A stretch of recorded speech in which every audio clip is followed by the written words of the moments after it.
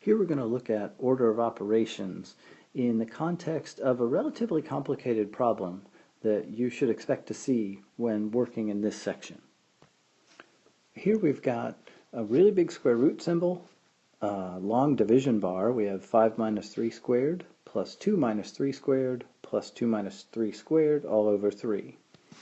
That long division bar you've probably seen before, and that tells us to simplify everything on the top, simplify everything on the bottom, and then divide.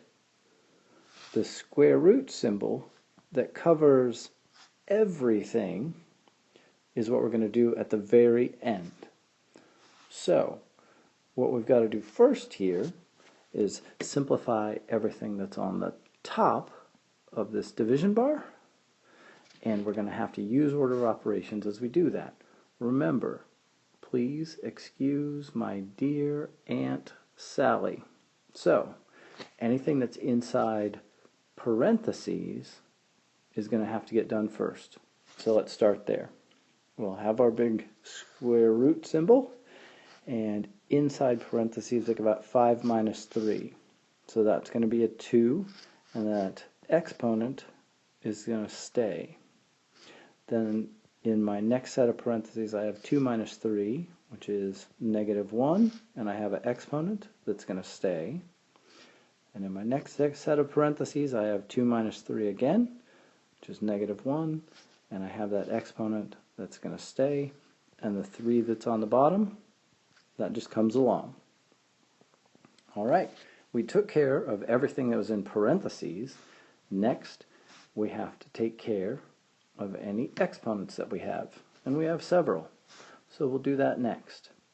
Moving over, we will keep our square root symbol, and I've got 2 squared is going to be 4 plus negative 1 squared is going to be 1 plus negative 1 squared is going to be 1, and that's all over 3. Continuing from where we left off, I'm still not done simplifying what's on top of that long division bar, where I have 4 plus 1 plus 1. So we'll add all those together, and I'll have 6 over 3. And now I've simplified everything that's on the top. The bottom really didn't need any simplifying, so now I'll do the division.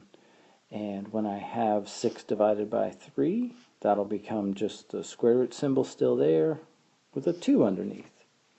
Now I've finally reached a step where I have nothing left but that square root symbol, and I'm going to go ahead and take the square root of this number, which will be 1.414.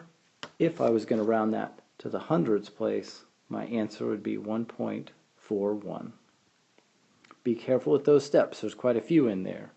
We had to take care of everything on the top, then divide, and then take the square root at the very end.